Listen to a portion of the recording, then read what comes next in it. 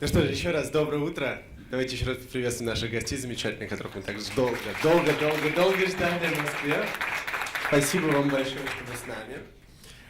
Я знаю, что это далеко не первый раз. Как будет вам комфортнее говорить? По-русски, по-английски? Как вы хотите? Ну, конечно, по-английски легче. По-русски я могу с тобой поговорить, о том, о чем. Но я думаю, о фильме лучше по-английски. Да. Well, I wanted to say thank you so much for coming to Moscow, and we're really happy to see you here. And as a tradition, I would like to ask the first question. How was your trip? How's Moscow treating you? It's a little cold, it's a little snowing, I know. You just left Los Angeles. Сегодня плюс 2 или что-то, вообще тепло. Ну для вас, где у вас плюс 25 каждый день в Лос-Анджелесе, наверное, чуть-чуть прохладно, да? Немножко, да, прохладно. Только сфотографировалась наверху с снегом, с моими маленькими туфельками, и все в снеге было. Ну, после 5 минут, конечно, невозможно быть на улице. Да. Ну, конечно, очень люблю Москву, так красиво здесь, и всегда прелесть обратно приезжать. Да. Anyway, he's just asking us about our trip in the future. How's Moscow treating you? Good? Listen, I'm from the north of England, so it could be a little colder for me. Yes. Дорогие друзья, не стесняйтесь, пожалуйста, поднимайте руки, и мы с удовольствием вам дадим слово и задавайте ваши вопросы. Да. Пожалуйста. Не забывайте, пожалуйста, представляться. Какой из них? Добрый день, кинотеатр.ру.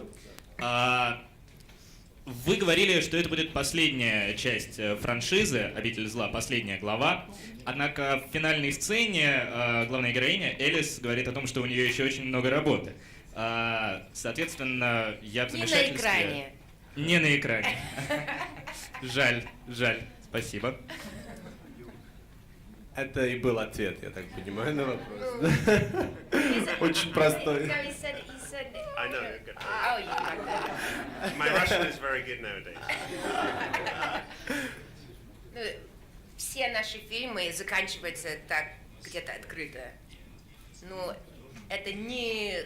It's not as crazy as the other ones. Like, in the other movies, there was lots of explosions and crazy special effects. This was a little bit tamer. This was kind of... Well, it's an emotional ending. Yeah. It's more of an emotional ending for Alice. It's a resolution.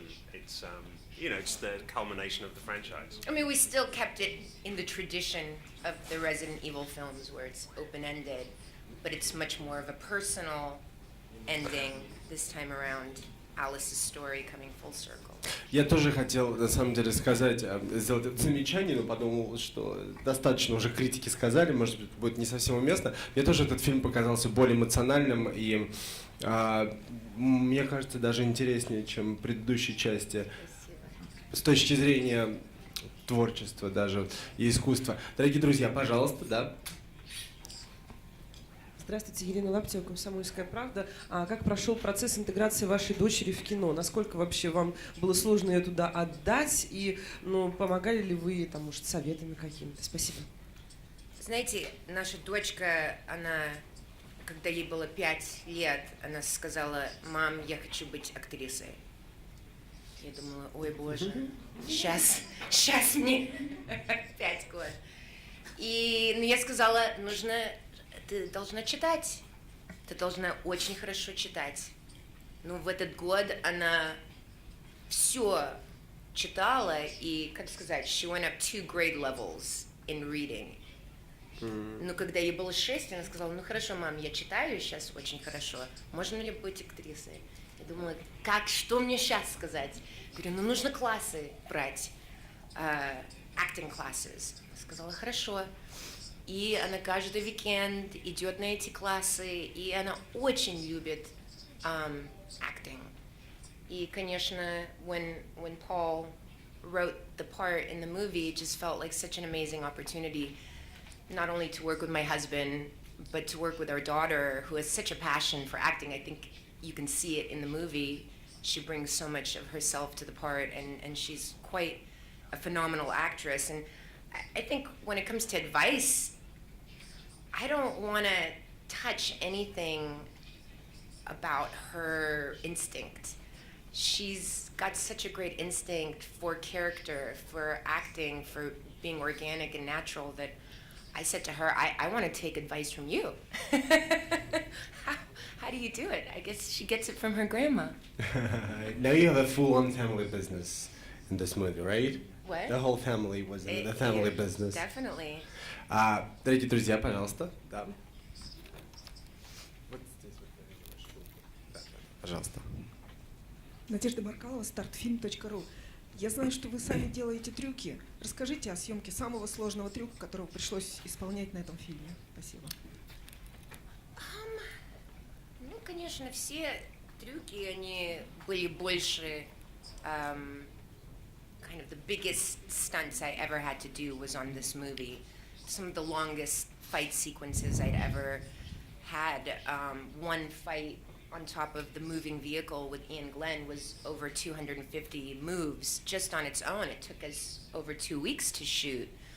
So I think that was definitely one of the most difficult for me because we were battling the elements as well. It was very, very hot. So to be on a moving vehicle all day long in that heat was not only difficult for me, but for the zombies who were chasing us because they had 4 hours of prosthetic makeup in the morning. And so they were in that heat as well. But I think the most unique action sequence that I've never done before that was quite challenging for me was the upside down fight. That, I think, was such a phenomenal fight sequence and also just very different for me to shoot something upside down like that. It was quite challenging to figure out how to get it all done and without my face completely turning purple. And but it was beautiful. I mean, in the end, it looks amazing. Well, a lot of actors, when they read in a script that you're going to hang them upside down and have 5 guys beat you with machine guns, they'll go, no, I'm not doing that. Mila's one of the few actors that I work with.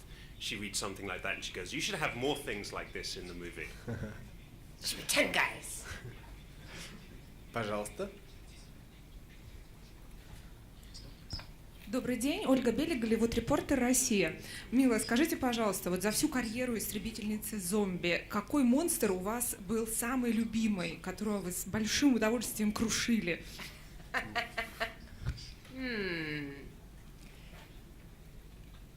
You know, for me, I think the scariest monsters are people.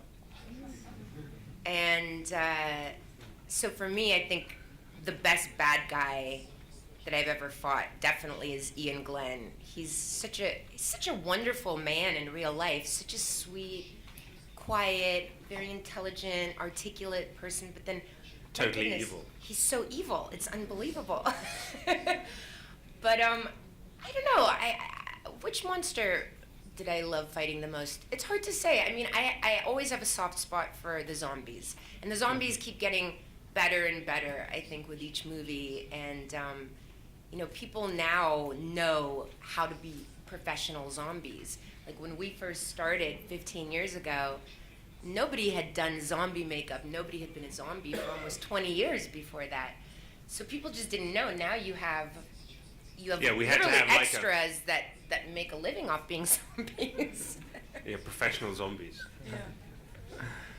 И они ходят из одного, they move from one movie to another, from Yeah. TV show, and then they basically, And really? they have all the training. They know how to walk weird. And Yeah, when we did the first movie, no one had made a zombie film for 15, 20 years, so we had to train the zombies. Sure. And now you just don't have to do You that. were the pioneers, basically. Now you have to tell them to stop overacting. So it's a little, okay, less zombie. Пожалуйста. Здравствуйте, Леонид Преображенский, Новости 360. Вот смотрите, сегодня так совпало, День всех влюбленных, обитель зла. Вот можно сказать, что она вас как-то соединила, сплотила и стала залогом вашей семьи? Обитель зла, Resident Evil. Yeah. That they brought us together and... oh, yay! Because it's Valentine's Day. Do not forget that. Valentine's Day. Yes. Nothing says romance more than zombies. Yes. Yeah, I didn't even think about the fact that we were going to be doing this on Valentine's Day. Right? But it is the perfect Valentine's movie. It because is. You take your So girlfriend, sweet. she gets scared. No, it is a great date movie. And Mila's a great person to go watch a scary movie with because she's totally like, And in fact, we were showing a clip of the movie, the Upside Down fight, actually, in Brazil, and Milla was watching it. She almost fell off the stage. She was so shocked. Well, And I got but you're scared. in the movie. Yeah, I got scared, and I know what's going to happen. So I said, well, good job, because definitely I knew it was happening, but somehow I still jumped. Пожалуйста. Ну, сюда. Здравствуйте, Москва 24. Мила, я знаю, что во время съемок вам приходилось еще совмещать материнство. Как это было? Тяжело ли это было? Ну, было тяжело, но все равно было очень интересно, потому что я кормила ребенка, и после какой-то трюки или я бегу от зомби или что-то, а потом Пол говорит, все, cut, 10 minutes, и я бежу сейчас в трейлер, где ребенок спит, чтобы ее покормить, пока я имею немножко времени. И было смешно, потому что, ну, конечно, эти сетс, они очень такие destroyed and devastated, and there's zombies walking around, and there's fires burning, and it looks apocalyptic. There's dead bodies hanging on a bridge, and I had this little pink blanket that I put out underneath the bridge with the bodies, and I would nurse the baby on this little pink blanket, and then you have the zombies coming up and going, oh, she's so cute. So the whole thing was completely surreal. Yeah, I have some wonderful photographs of that happening. It was very Alice in Wonderland.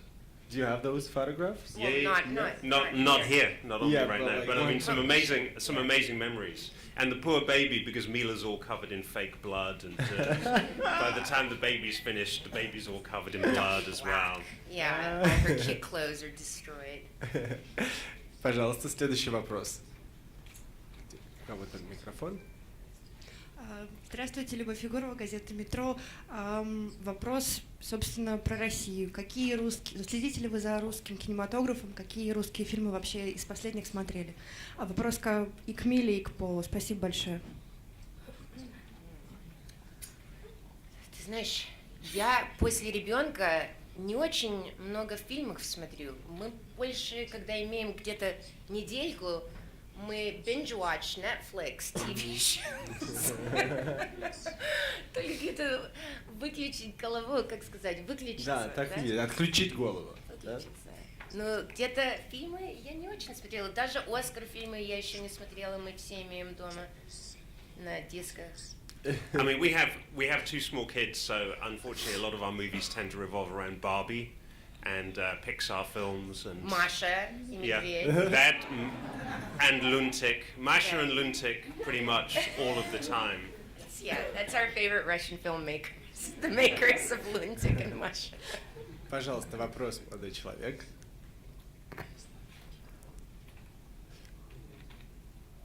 Кто? Вот там. Мгм. Передайте, пожалуйста, микрофон. Чуть-чуть не туда, ну ладно. Здравствуйте, Московский институт телевидения и радиовещания Останкино. У меня такой вопрос. Какая часть лично для вас, Милла, была самой значимой и, может быть, эмоционально запоминающейся? Спасибо. На фильме? Ну, я думаю, когда я работала с моей дочкой, это было, ну, magical. Это было что-то для меня, как мать, быть на съемках с мужем и с ребенком и видеть моей дочки имеет такой любовь для acting, как сказать.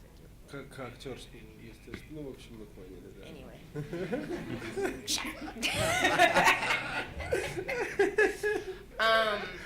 Yeah, I think definitely the times that I was working with my daughter was the most incredible for me and just so emotional because I'll never forget it, you know, for the rest of my life. That was the point where I saw my daughter really find her passion and her love. You know, and I think every parent, all they can wish for is for their kids to find what makes them happy, to find their passion, so that they can do really good in life, doing the things that they love. So, you know, I hope that Ever's passion grows with time because she's so talented. May I ask you a question about that? Because a lot of people that are successful in the industry do not really like their kids to follow them because it is hard, right? And you not always want that hard life for someone you love. Do you support her 100% in what she has chosen in her career, or you would think?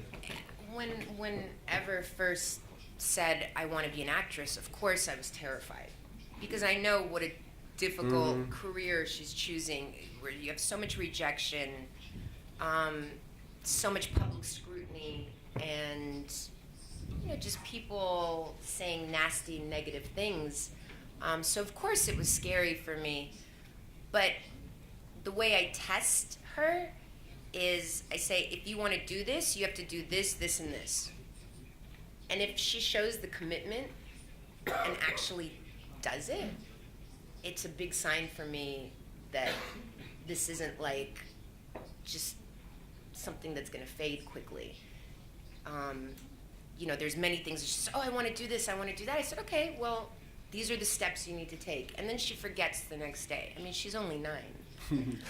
But with acting, it was something different. She really focused, and the amount of attention that she pays to her role as an actress, to her acting classes. I mean, it really showed me that she is committed to this in a way that I have to support. I mean, and she has a real talent for it as well. I mean, you can go to a lot of acting classes, doesn't mean you can act.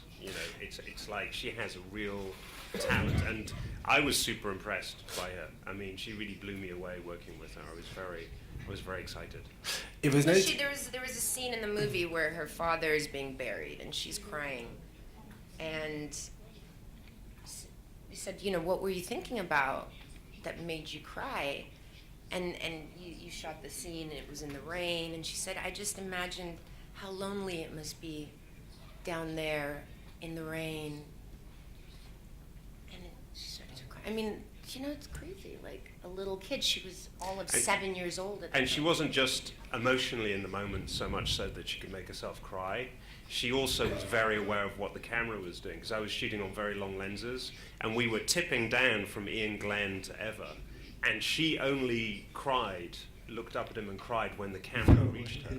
And we did that twice, and both times she looked up and there was a tear. And I've worked with a lot of adult actors who, they can be in the moment and they give you all the emotion in the world, but they have no idea what the camera is doing. And she has that incredible technical awareness, and I think it partly comes from having grown up on movie sets. Well, she has people to learn from, so not surprised, right? Listen, she has people to learn from, and we have her to learn from. Exactly.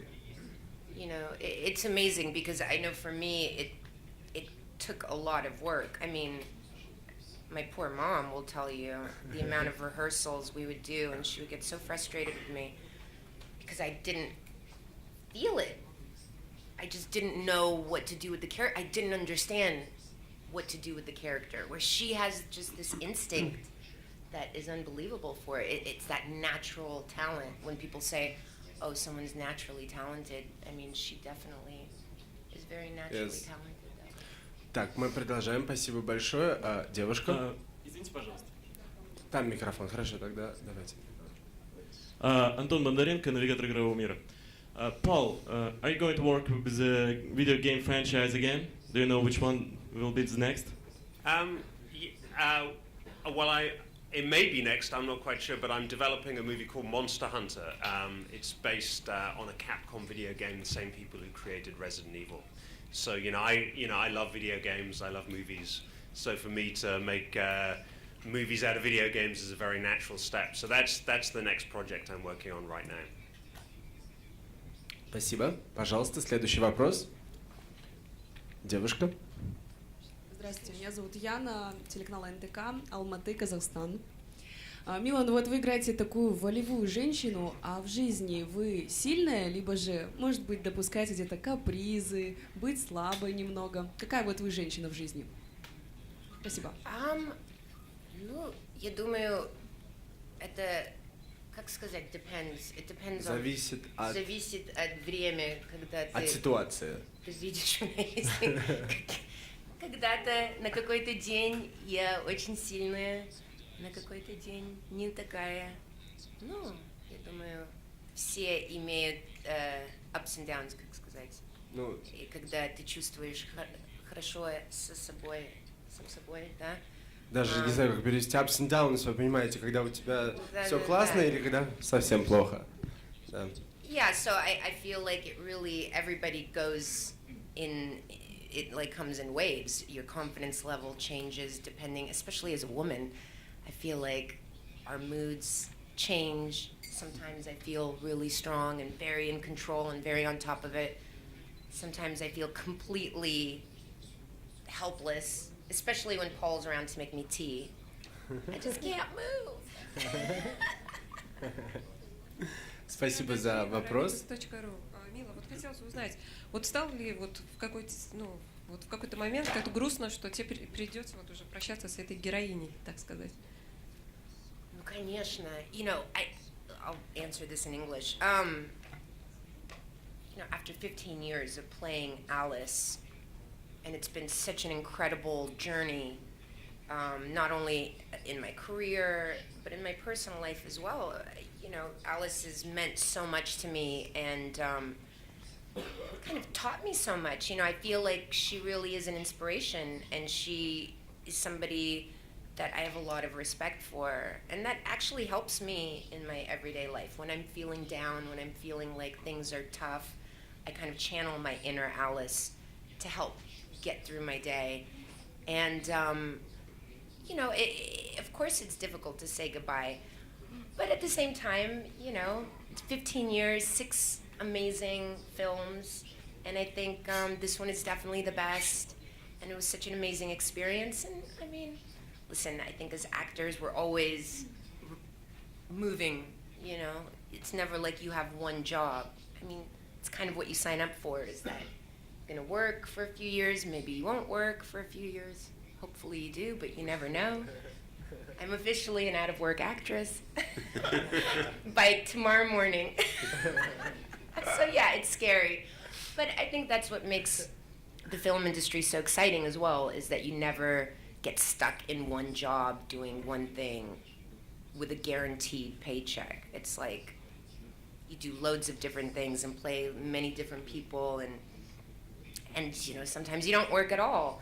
But it's great not working when I have the kids, you know.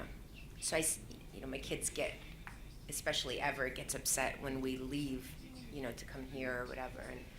And Paul made a great point. He said, you know, Mommy could be a soldier and then she'd be away for a year at a time, or she could be working on an oil rig, leaving for 6 months out of the year. So that definitely put things in perspective forever. Пожалуйста, следующий вопрос, девушка. Я хочу сказать, что за последние 3 конференции, которые я вел, это самое большое количество вопросов, которые задают. Да. Прекрасно. Да. Добрый день, Татьяна Подубская, Мир-24. Вот у меня такой вопрос. Мила, скажите, а кого из персонажей из русской литературы вы бы хотели сыграть, может быть, и с кем из российских режиссеров или актеров вам бы хотелось поработать? Спасибо. Я могу назвать некоторых русских режиссеров. Конечно. Да. Может быть, немножко старая уже для Анны. Lunatic. Маша! Я буду медведь. When they did the live action.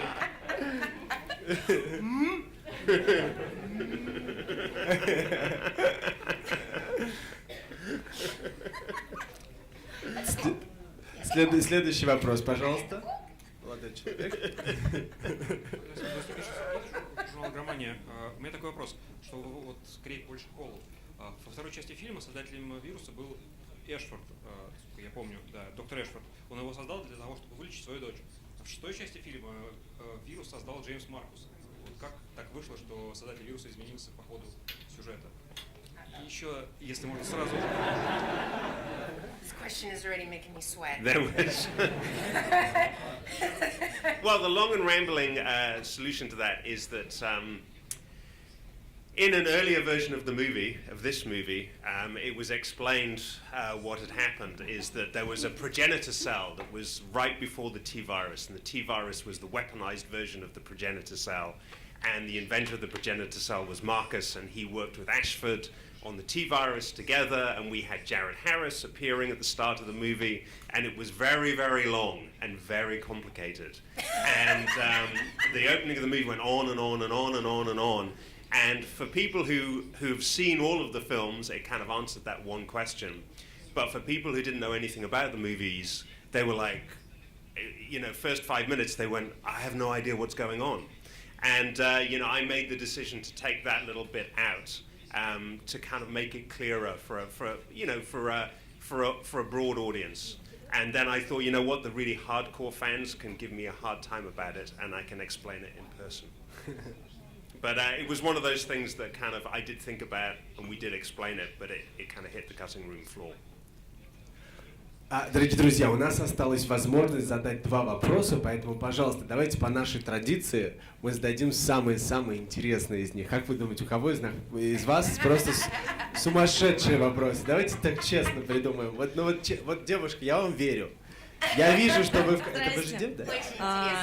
Мила, здравствуйте, Пол, Ростелеком, Софья Золотая. У меня, правда, не сумасшедший вопрос, но он очень важный. Вот что вы посоветуете все-таки молодым актерам российского кинематографа, на что сделать упор для того, чтобы достигнуть подобного успеха, как у вас? Я по-английски.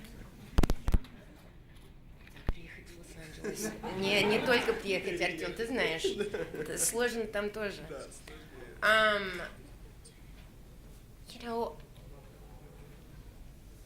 Obviously, hard work is one of those things that you can say, but I know Russian actors, in some sense, are on another level from American actors. They work hard here.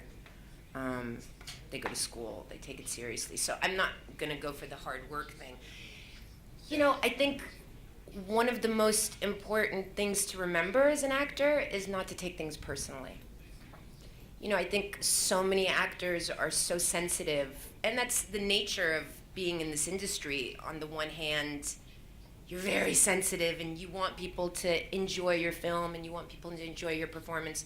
On the other hand, it's very painful if you feel like people didn't enjoy it or you got that door slammed in your face. You have to be strong and know that it's definitely a very difficult career, and it's something that I've always done other things just to keep myself interested. I think one of the pitfalls of being an actor is that you can get so obsessed with your career that you sort of become like one-dimensional.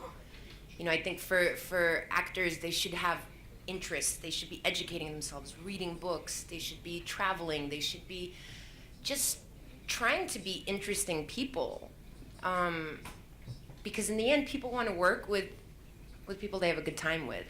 You could be the most talented person in the world, and if you're difficult and you're not pleasant, I don't think people are going to hire you a second time. So I don't really know where I'm going with this. I think I've answered some of it. It's a great question. It's a great question.